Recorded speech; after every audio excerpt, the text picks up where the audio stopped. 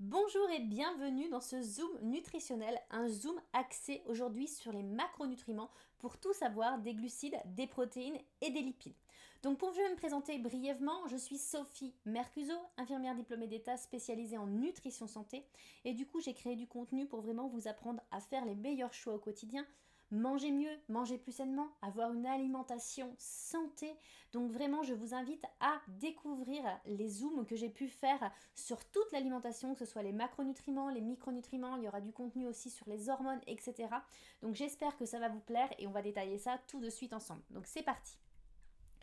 Donc les macronutriments, c'est quoi? Ce sont les principaux éléments d'un organisme qui nous apportent de l'énergie, les principaux éléments extérieurs. Donc il va y avoir les glucides, les protéines et les lipides. Ça se divise en trois catégories. Et ces macronutriments, au niveau énergétique, ont des valeurs caloriques respectives. Les glucides vont nous apporter 4 kilocalories pour 1 gramme, les protéines également 4 kilocalories pour 1 gramme, et les lipides un peu plus du double, 9 kilocalories pour 1 gramme. Donc c'est pour ça qu'on a souvent banni à tort dans nombreux régimes les lipides, qu'on les a vraiment minimisés ou alors carrément supprimés en se disant en les mettant de côté, on va supprimer, on va limiter pas mal de calories au quotidien, on va arriver à faire perdre du poids aux gens. Sauf qu'on a eu vraiment tort de faire ça parce que ça a complètement déréglé les organismes des gens, déréglé leur équilibre hormonal, etc. Et on les a mis dans des états vraiment abominables et avec des effets yo-yo derrière, sans compter les carences qu'il y a pu avoir, parce qu'on va voir que chacun de ces macronutriments a vraiment des rôles très très importants et qu'on ne devrait pas en supprimer un. Donc on a oublié aussi de parler de l'éthanol qui est contenu dans l'alcool.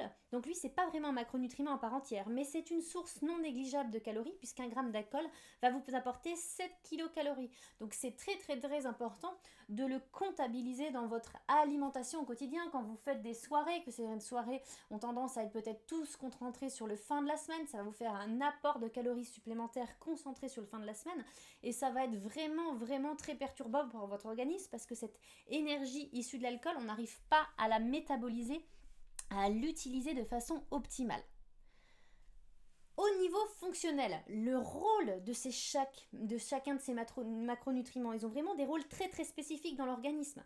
Aucun d'entre eux ne doit être oublié ou laissé de côté si vous voulez perdre du poids, gagner en performance ou tout simplement rester en santé. Ils sont vraiment tous indispensables, mais ils doivent être apportés dans un certain équilibre pour vraiment accomplir toute leur mission, vous maintenir en santé le plus longtemps possible. Donc c'est très très important, vous ne devez pas en laisser un de côté ou vous dire j'ai entendu que si je diminuais celui-là ou j'augmentais celui-là, ça va être vraiment super, je vais avoir une très bonne santé et je vais perdre du poids. Ils ont chacun des fonctions très très spécifiques dans l'organisme, ils sont tous indispensables. Donc on va détailler ça, on va voir un petit peu leur rôle un peu plus en profondeur et cette répartition, cette fameuse répartition que vous devez avoir. Donc je vous invite aussi, si vous voulez encore en savoir plus, à aller dans mes autres zooms que je vous présenterai à la fin de cette vidéo, des zooms vraiment spécialisés carrément sur le glucide, sur la protéine ou sur le lipide. Donc on va voir déjà les premières choses, les premiers points que vous devez savoir sur ces macronutriments. Donc complètement à droite, les glucides, ils doivent représenter environ 40% de votre apport énergétique au quotidien. Ces fameux glucides, c'est notre principal carburant, c'est notre pourvoyeur d'énergie principal, donc on en a vraiment besoin et un petit peu plus que les autres macronutriments. Ils ont un rôle dans la contraction musculaire et dans le travail intellectuel, ils ont aussi un rôle de constitution parce qu'on va les retrouver notamment dans notre ADN et notre ARN, ils ont un rôle de réserve, notamment de réserve sous forme de glycogène qu'on va retrouver dans le muscle ou dans le foie, le glycogène musculaire et le glycogène hépatique. On va aller se servir un petit peu dans ce glycogène quand vous êtes dans des phases de sport ou quand vous êtes dans des phases de jeûne, mais on aura l'occasion de développer un petit peu tout ça. Mais les glucides ont vraiment un rôle indispensable et on en a à tout prix besoin. Alors je sais qu'il y en a qui vont dire oui, mais il y a le régime cétogène où on coupe vraiment les glucides pour des raisons de santé ou autres. Alors quand c'est pour une raison de santé, notamment dans les phases de cancer ou pour certaines maladies auto-immunes, pourquoi pas? Moi, au quotidien, ça ne serait pas ce que je vous conseillerais. Alors, vous allez avoir des résultats en perte de graisse, mais vous pouvez aussi derrière avoir certains dérèglements hormonaux et ça ne correspond pas forcément à tout le monde. Donc, attention avant de vous lancer dans des choses vraiment un petit peu extrémistes, un petit peu perturbantes pour l'organisme. Il y a vraiment des choses très très simples qu'on peut faire au quotidien pour gagner en santé, perdre du poids, gagner en énergie, gagner en masse musculaire. Donc, ne vous aventurez pas dans n'importe quel programme farfelu. Deuxième macronutriment, ça va être les protéines qui, elles, doivent représenter 30% de votre apport énergétique au quotidien.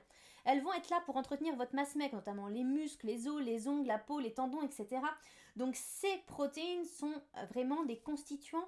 Elles ont besoin de vous aider pour la croissance des tissus, la croissance cellulaire. Donc vous en avez à tout prix besoin. Elles ont vraiment un rôle de constitution et de croissance. Elles ont aussi un petit rôle de transporteur, de véhicule un peu dans l'organisme parce qu'elles vont transporter l'oxygène, certaines hormones, certains acides gras dans les cellules, dans le plasma. Donc elles ont vraiment un rôle très très important là-dedans. Troisième rôle, ça va être aussi dans la défense et protection. Il faut savoir qu'elles aident à la fabrication des anticorps, elles aident à la synthèse des anticorps. Les anticorps sont faits vraiment à base de protéines, donc pour votre immunité, c'est indispensable.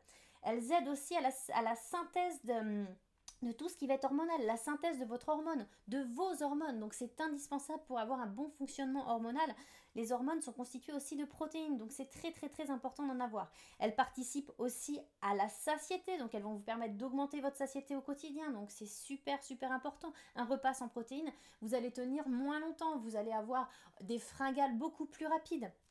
Le troisième macronutriment maintenant, ça va être les lipides, donc elles qui représentent 30% aussi de votre apport énergétique, comme les protéines. Donc les lipides, ce sont des précurseurs hormonaux, donc on en a besoin aussi pour synthétiser les hormones.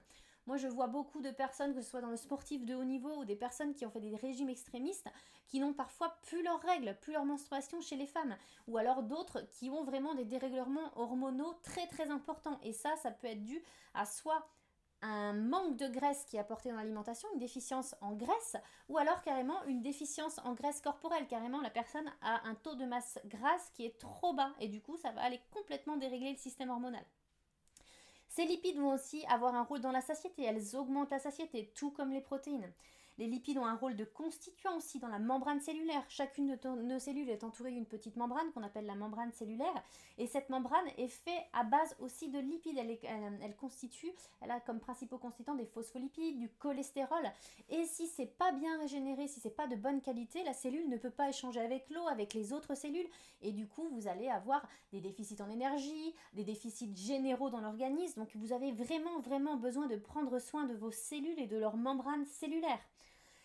Comme je vous disais, c'est aussi un rôle dans l'immunité. Elles ont un rôle anti-inflammatoire, ces graisses. Donc vous en avez vraiment besoin, surtout en ce moment avec la période qu'on a pu passer. Votre immunité est très très précieuse. Donc ne passez pas à côté et ne lésinez pas sur les lipides. Par contre, ça va être des graisses de bonne qualité. Je ne vous parle pas de graisses transformées, de graisses hydrogénées. On parle vraiment de bonnes graisses. Première pression à froid pour certaines, mais on aura vraiment l'occasion de développer tout ça juste après dans les zooms spéciales lipides. Au niveau quantitatif, en nutrition santé, comme je vous le disais, on a vraiment besoin d'un équilibre spécifique entre ces trois macronutriments pour avoir un fonctionnement hormonal optimal. C'est vraiment, en plus de régler peut-être l'apparence physique et la perte de poids, avoir un équilibre hormonal optimal pour avoir une meilleure santé, une meilleure énergie au quotidien. Donc pour ça, il faudra avoir environ 40% des calories totales sous forme de glucides, 30% des calories totales sous forme de lipides et 30% des calories totales sous forme de protéines. Malheureusement, l'alimentation actuelle nous dérègle cet équilibre de base et on va avoir tendance à avoir beaucoup trop de glucides, mais des mauvais glucides, ceux qui élèvent trop vite votre taux de sucre dans le sang, votre glycémie. Donc ça va être notamment trop de pain, des jus de fruits, des boissons sucrées, des céréales du petit déjeuner qui sont ultra transformées, des céréales blanches plutôt complètes, le sucre ajouté, les produits industriels et transformés où vous apercevez même pas que vous mangez du sucre mais vous en consommez toute la journée. Donc tout ça va faire vraiment monter la balance en excès en faveur des glucides. Vous allez avoir aussi trop de mauvais lipides avec les graisses hydrogénées transformées qui vont vous boucher les artères, alors que c'est pas du tout ces graisses-là que l'organisme a besoin. Celles-ci sont délétères et sont complètement contre-productives et vont faire les effets complètement inverses que je vous ai présentés juste avant. La plupart des personnes n'ont pas aussi assez de protéines, ou alors elles les répartissent mal sur les journées, elles vont manger beaucoup trop d'un coup le midi, il n'y en aura pas le matin, il y en aura très peu le soir, ça va être très mal réparti et du coup très mal assimilé. Et je constate que les personnes aussi ont peur des protéines. On a un petit peu mis dans la tête des gens que trop de protéines pouvait conduire à une insuffisance rénale. Alors oui, c'est vrai, mais vraiment dans des cas extrémistes que moi j'ai jamais pu voir à l'heure actuelle dans ma carrière. Je vois beaucoup plus de personnes qui ont des excès de glucides et qui leur fait des stéatoses hépatiques, c'est-à-dire qui leur provoquent un foie gras comme les oies, qui ont du diabète de type 2 qui est vraiment généré par un excès de glucides que des personnes qui ont des problèmes avec des protéines. Donc je ne suis pas en train de vous dire qu'il va falloir manger que des protéines, que de la viande, parce que d'ailleurs on ne trouve pas que les protéines dans la viande, mais il va falloir quand même en avoir un certain apport qui correspond à votre masse maigre notamment et votre niveau d'activité physique. Donc ne les lésinez pas, ne les mettez pas de côté ces protéines et n'ayez pas tendance à les bannir, quoi. Un autre point très important, pas assez de fibres. Je constate que la plupart de mes clients ne mangent pas assez de légumes, de fruits, de céréales complètes. Tout ce qui mange va vraiment être... ça va plus être des aliments vivants comme on appelle, c'est-à-dire que ça va être des céréales blanches qui sont complètement raffinées, parfois que des légumes en conserve qui ont perdu la plupart de leurs vitamines pour les personnes qui ont des légumes. Parce que j'en vois beaucoup qui mettent uniquement 3 tomates cerises sur leur pâte ou de la sauce tomate et c'est considéré comme un légume. Non, pas du tout. Donc vraiment très très important. Et il y a des personnes qui ne savent pas aussi la différence entre les légumes, les fruits, les légumineuses, etc. qui sont un petit peu perdus là-dedans. Donc on va développer tout ça vraiment ensemble pour que vous puissiez avoir le maximum de connaissances et j'essaye de vous apporter du contenu assez simple à digérer. Donc l'assiette actuelle, donc vous voyez ici que c'est ce que je retrouve dans la plupart des enquêtes alimentaires, donc un excès de céréales sur la droite, un excès de sucreries, notamment de sucre ajouté, un excès d'alimentation industrielle avec beaucoup d'additifs, beaucoup de graisses transformées, un déséquilibre en protéines, donc c'est-à-dire que les personnes ont souvent une quantité mal adaptée, qui n'est pas du tout adaptée à leur masse maigre ou mal répartie sur la journée, mais avec une déficience en protéines. Et du coup un déséquilibre ici, vous voyez qu'il y a environ 10% en protéines en apport journalier, mais c'est plutôt autour de 55% de glucides et on va dire à peu près 35% de lipides sur la journée. Mais bref, les gens ne sont pas du tout dans un équilibre qu'on pourrait dire optimal pour la santé. Et cette répartition, cette assiette actuelle va engendrer des problèmes de santé, des dérèglements hormonaux et du surpoids, voire de l'obésité. Et ça chez les plus jeunes enfants. Donc on voit déjà ces assiettes-là chez des enfants très très très très jeunes et du coup ce modèle va se répercuter à l'adolescence, chez le jeune adulte et toute sa vie et ce modèle va vraiment être perpétuel. Donc c'est important de casser ça et vraiment d'enlever ces routines, ces mauvaises habitudes qu'on est en train de prendre. Mon premier conseil du coup va être de rééquilibrer votre assiette. Déjà la première des choses ça va être avec des aliments non transformés.